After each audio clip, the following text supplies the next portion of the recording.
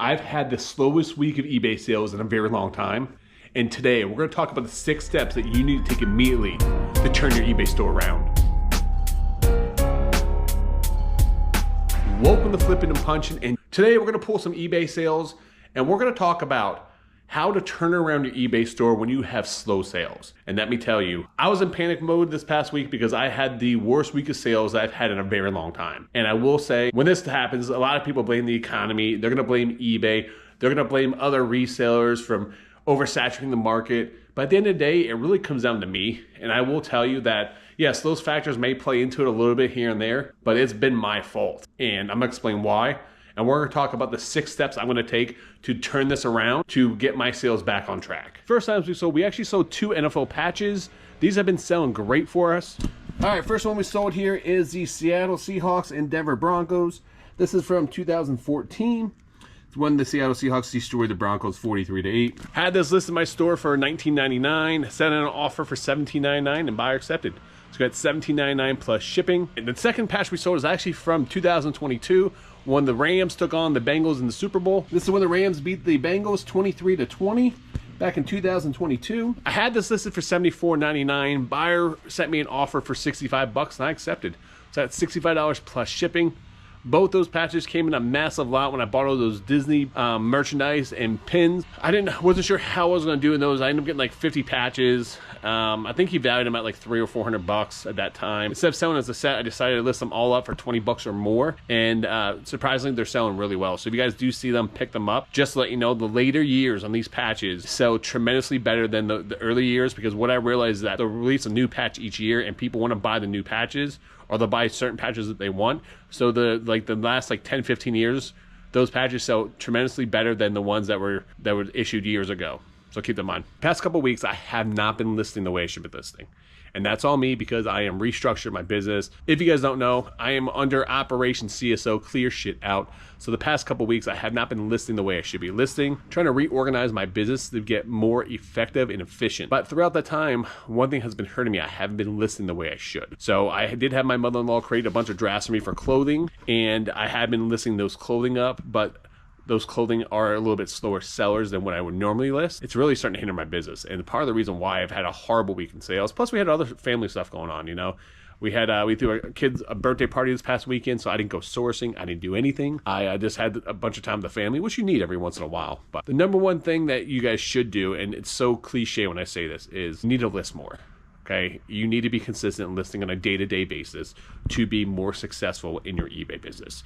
Plain simple. There is no magic sauce, no magic formula to eBay. It's hard work, dedication. You need to list good items on a consistent basis. Plain simple. Your sales will go through cycles, but you're less likely to see big dips in sales if you're listing on a consistent basis. Number 2, and that brings me to when your sales are slow. This is a second thing that you guys should do. End up selling this book. It's a graphic novel. I have no idea what this one actually is, to be honest with you. It's from Dark Horse. I probably have about $1 into it or less. This came from that massive graphic novel lot that I purchased. Anything that was like $10 or more, I listed it on eBay. So I had this up for $9.99. What I decided to do the past couple of days is run a markdown sale. So what I do is when I do a markdown sales, I'm going to break this down into 3 different categories. Anything that's under 30 days, I don't put a sale on.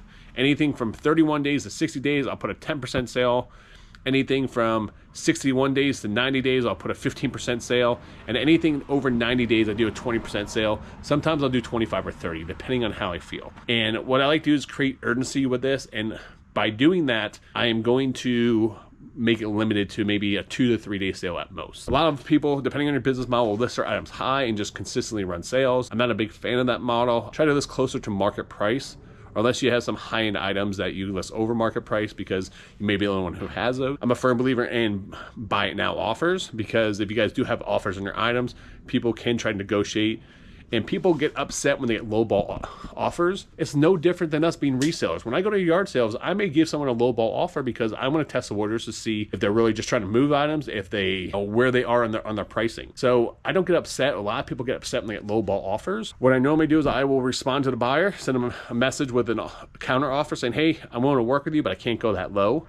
And a lot of times there are buyers that will make a purchase off that.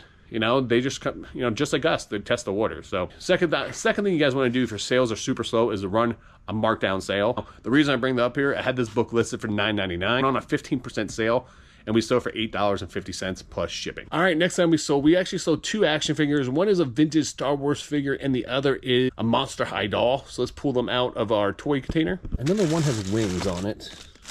This gotta be it right here. I think that's it. This is a Monster High Dracula doll. I think I had this for like $14.99. Sent in an offer for $9.99, and the buyer accepted. So we got $10 plus shipping on that. All right, next time we sold a vintage Star Wars figure. I bought a massive Star Wars lot. I listed all the figures individually. This is when I was listing items, you know, action figures for like $5 or more. Had this listed for $6.99. Someone sent me an offer for $4.50. And we've had such a bad week in sales that I pretty much accepted any offers that were reasonable when they came in. So I got $4.50 plus shipping.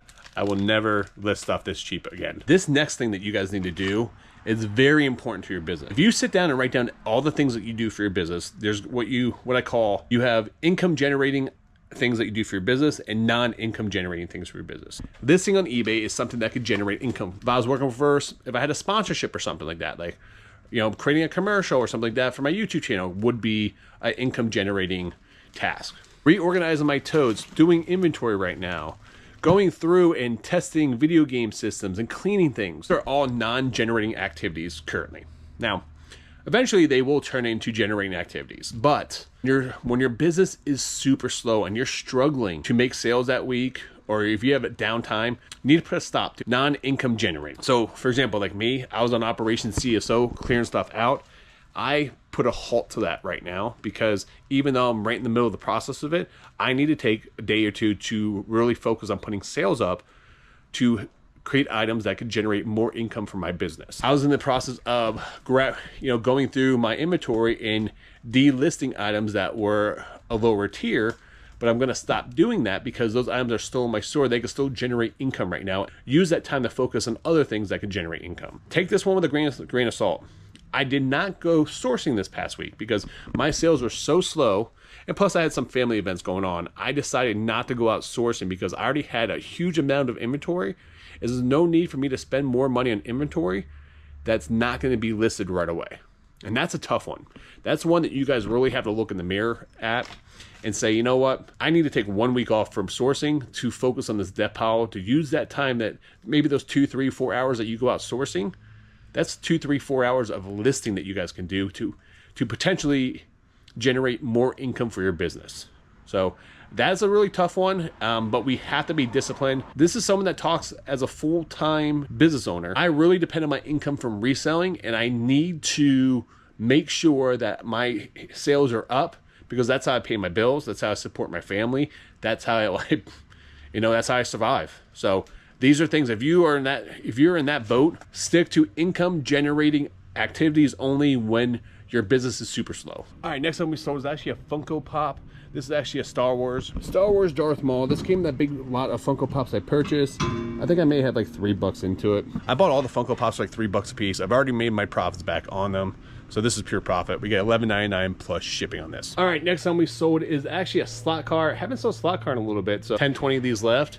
But it was a massive lot. We had 150 plus. So this is Scale Electrics. I think I had this listed for $29.99. Yeah, I did have it listed for $29.99. Buyer, I sent out an offer to the buyer for $24.99 and the buyer accepted.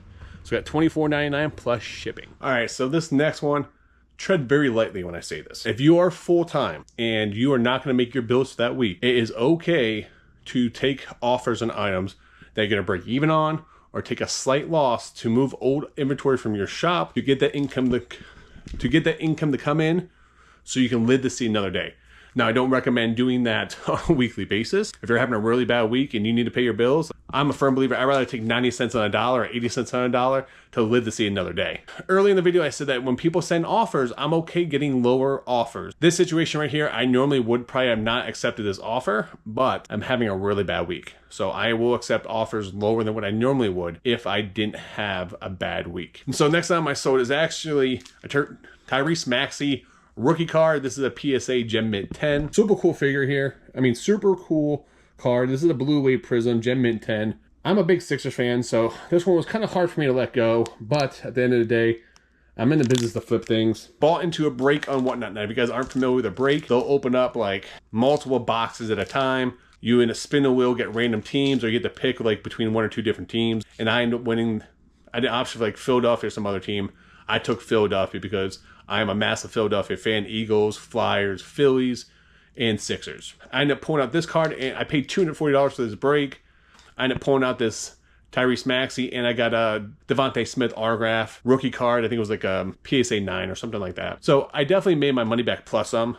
This card I had it listed for $299 because during the playoffs he was killing it, scoring 25, 35 points. And during the NBA playoffs, when players get super hot, their cards definitely do take off. Got a couple offers here and there, but someone sent me an offer for $200. The last one sold for $139 and $137. So I wanted to be around the $240, $250 mark. We ended up going back and forth, and I sent him an offer for like $230. I countered him at like $230. He sent me an offer for $212. Lowest I probably would have did was $220 on it, but at this point in time, my sales have been so bad this week that I couldn't pass up putting in $200 more back to my business. So I ended up selling it for $212 plus shipping. Not to mention, Sixers are eliminated from the playoffs, and NBA season's coming to a close. So more than likely during the offseason, this card will drop down. I'll have to wait till like October when basketball season starts for this one to have a potential chance to go back up. And at this point in time, I'd rather just get a big portion of my money back from that break and just move on. So $212 plus shipping. All right, next time we sold a lot of comic books. This is Shadowhawk. It's actually an Image comic. I had a lot of 10 of them. I had these up there for a while, probably like a year and a half or so. I'm not going to go through all of them, but it's Shadowhawk. This is like from 0, 1, 2, 3, and then I think it goes through is like the second run of Shadowhawk, but we ended up getting $11.99 plus shipping on those. Next time I sold came from a while back, probably like 8 months ago. I bought a massive lot of motorcycle parts at a garage sale, and I never listed them on eBay. I still have a ton of them sitting in my storage warehouse right now. I just didn't know where to start a lot of them because they were factory parts that were swapped out for chrome pieces and then put back in the chrome. These are front fender side trims. They were new in the box, so I picked them up. I had them listed for $24.99. Currently running a sale on eBay. And buyer bought them with 20% off. What they look like right here. Front fender side trim for Harley Davidson models. Had it listed for $24.99. Currently running a markdown sale. So they got 20% off, so I got it for $19.99 plus shipping. People must start seeing my sale right now because I've had like 3 sales in the last 30 minutes. And they're all coming from the markdown sale, which is great. We actually sold some hair dye. I love selling hair dye, especially I get it for like $1 at a yard sale because it usually always does really well. And this one I paid 50 cents for. I think I had it listed for $11.99 or maybe $14.99. With the sale I'm currently ran, it just sold for $10.79 plus shipping. So the sale is currently working, which is great because I put it on late last night. I put it on yesterday. I put it on yesterday, probably around dinner time. So I ran it from yesterday through, the sale is going to end Monday night at midnight Pacific Standard Time. Part of the reason why I'm doing this markdown sale is to boost my sales because my sales are really bad right now. And that brings me to the next topic. The 5th thing that you guys can do, that brings me to the 4th topic, okay? The 4th thing that you guys can do is send out aggressive offers. Now, I'm actually running this sale as a very strategic business strategy. I'm only running a 2-day sale. I'm running up to 20% off depending on how long the items have been in my store. Once this sale ends, I will have a ton of watchers. Anytime I run a sale, I don't send out any offers unless the items have been in my store for 30 days or less because I'm not running a sale on those items. The sale ends the next day. I will start sending out very aggressive offers, maybe 25, 30%, 35%, depending on how long the item's been in my store. Because at that point in time, I have current new eyes on. They were enough to add to their watch list with the discount sale, but it wasn't enough to get them to buy. So if I give them an extra 5, 10% off, it usually does help boost my sales. I don't recommend this for everyone because if you guys are buying at a high cost, you're not going to be able to run big discounts on you don't make your money on the sell, you make your money on the buy. Buy low gives you more flexibility to run sales, send up more aggressive offers, edge out your competition. All right, next items we sold are some empty boxes. These are the designer boxes that I've been selling over and over again. I'm not gonna pull them individually. I'm just gonna show you guys the big lot, what they sold for. How many times can I show you guys boxes when I'm selling? All right, so this is Louis Vuitton. This is a magnetic box. We got 29, oh wait a minute, what's in there? Oh, good thing I looked in that box. All right, well, we got $29.99 plus shipping, and now I can list this one right here. That's cool. This is a slide box. This part actually slides out. Had this listed for $24.99. Buyer sent me an offer for for 19 bucks, and I accepted. I literally have like 10 more of these lists. And this is a magnetic box. This is a Fendi. We end up having this listed, I think, for $34.99. Buyer sent me an offer for 25 bucks and I accepted. So 25 bucks plus shipping. As I start cleaning this stuff out, I'm gonna have more room to list these boxes, and I can't wait. So come June, I should be having probably all my boxes listed, and we should do really well with these and have a big boost in sales. So I know Whatnot's not for everyone, but I will tell you, when your sales are super slow on eBay and your other platform, having the option to go live and sell stuff right away, it's absolutely a game changer. It's a savior for your business. So tomorrow night, Tuesday night, I'm gonna go live at 6 p.m. Eastern Standard Time. I'm gonna be part of the Philly Flippers rate train. Hopefully tomorrow night I'll do a couple $100 in sales, and that will boost up my week. Having the option to go live whenever you can and to build that audience on Whatnot and these live selling platforms, it's not easy. I will tell you, I started out zero. I had some really bad shows where I lost money, but think of it, if I had a brick and mortar store, I don't expect to make money right the first day or the first month. I expect to make my money over time, because you're building a business where people are gonna find you and come through. You know, just by setting up on a road doesn't mean that the traffic's gonna come to my shop. Same thing like Whatnot. Just because you do a show in there doesn't mean people are just gonna show up. You have to build a crowd. You go into similar markets on there, network with people, get part of these raid trains, do what you have to do to be able to sell live. If you're out there right now and you said, yes, I've already sold live and I've been struggling, I understand it's not for everyone, but do not give up on it. Having that flexibility to go live at any point in time to sell items, if you're in a bind, you're having a horrible week, it can really save your business and be very successful to your longevity of your reselling. All right, next time we sold is actually a jersey. This came from a yard sale pickup. I went to a yard sale and a lady used to work at Fanatics. She had a whole rack of jerseys. We ended up making a deal for all of them. I think I paid like 70 bucks for like 15 jerseys. But this one jersey paid for everything plus some. This is actually a Ken Griffey Jr. Cooperstown jersey. Ken Griffey Jr. stuff is super hot, guys. If you guys come across Ken Griffey Jr. cards, anything, he was such an icon in the 1990s, like 30, 40 years old. You were probably a major Ken Griffey Jr. fan growing up. So if you guys do see his stuff, pick it up. I had those listed for $129.99. Someone sent me an offer for 110 bucks. I accepted. So I got $110 plus shipping. All right, next time we sold is on Poshmark. Thank God for cross-listing, because we got a couple sales this week from cross-listing. So what we sold is a vintage Vines polo shirt. I had it listed for 30 bucks. Someone sent me an offer for 20. We kind of went back and forth, settled at 22 bucks. I think I picked it up for maybe a buck or two at a garage sale. It is a really cool color.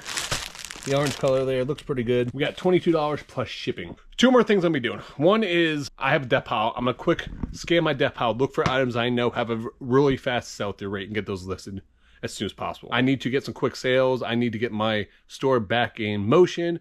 Once you get stuff listed, once you start getting stuff sold, it's usually an easy fix, and then your store kind of gets in a flow and just keeps going. So I'm gonna find some quick, fast-moving items I know that I have laying around that can sell real fast, get those listed. Secondly, what I'm gonna do is, instead of all these other items, instead of listing one by one, I'm gonna start bundling items together to make bigger lots, because then if I do have one item sell, it's gonna be a higher price point, increasing my average sales price. So for example, like instead of listing, like if I had 4 extra large polo shirts, instead of listing for 15 bucks a piece, I might just put them a lot of 4 for 50 bucks. That way it simplifies my listings, but also increases the sales price of those items. Because it may take me months to sell 4 shirts, but if I could save time, make one listing at a higher sales price, even a slight discount of 50 bucks, it'd be well worth it. So I like to do a lot of that stuff, especially when I have slow sales, because then you only need 1 or 2 sales to get back on track faster. So those are the last 2 things I'm gonna be doing right now. We gotta head to the storage facility here. I got like 4 items to pull over there.